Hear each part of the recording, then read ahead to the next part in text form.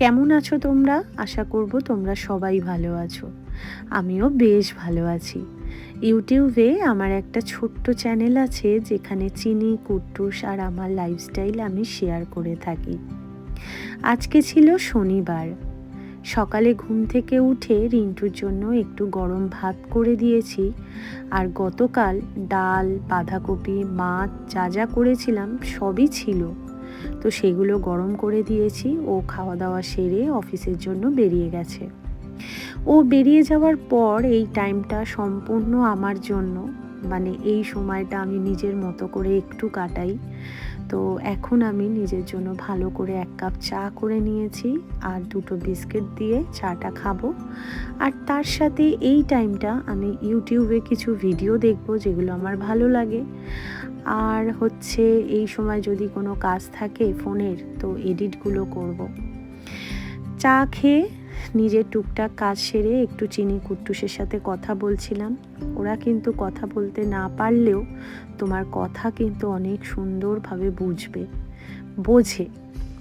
তারপর বেরিয়েছিলাম একটু বাজারে। বাজার থেকে একটু সবজি বাজার করেছি, তার সাথে এনেছি সোয়াবিন। আর মাছটা আমি আগেই কিনে রেখেছিলাম, যেটা ফ্রিজ থেকে বের করে নর্মাল টেম্পারেচারে রেখে তো বরফটা দেখলাম গলে গেছে। এখন আমি মাছটার মধ্যে একটু নুন হলুদ মাখিয়ে নিচ্ছি। আর আজকে রান্না করব, একটু সোয়াবিন আলুর তরকারি করব আর ভোলা মাছটা করব। আর দেখি কি করা যায়।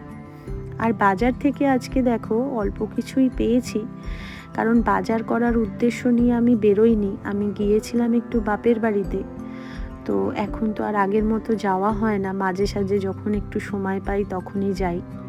তো বাপের বাড়ি থেকে ফেরার পথে অল্প কিছু বাজার করেছি, পেঁয়াজকলি আর বেগুন। বেশ শীতকালে খেতে ভালোই লাগে। আবার একটু রিস্ক নিয়ে বেগুন নিয়ে চলে এলাম, কেন মাঝে আমার ভীষণ অ্যালার্জি হয়েছিল, এখন ভালো আছি। আর এই শীতকালটাই তো বেগুন ভাজা খেতে ভালো লাগে আর কি। বেগুন ভাজা বলো বা বেগুন সর্ষে দিয়ে বলো, ভালো লাগে খেতে। তো তাই আর কি বেগুন নিয়ে এসেছি। আর দেখো তোমাদের সাথে কিন্তু কথা বলতে বলতে আমার প্রায় রান্না বান্নাও হয়ে গেছে।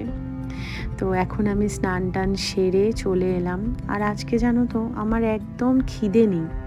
তো খাবো না এখন, দেখি পরে যদি খিদে পায় খাবো। তো কি রান্না করেছি সেটা চলো তোমাদেরকে দেখাই। বেগুন ভাজা, সোয়াবিন আলুর তরকারি আর পেঁয়াজকালি আলু দিয়ে ভোলা মাছ করেছি।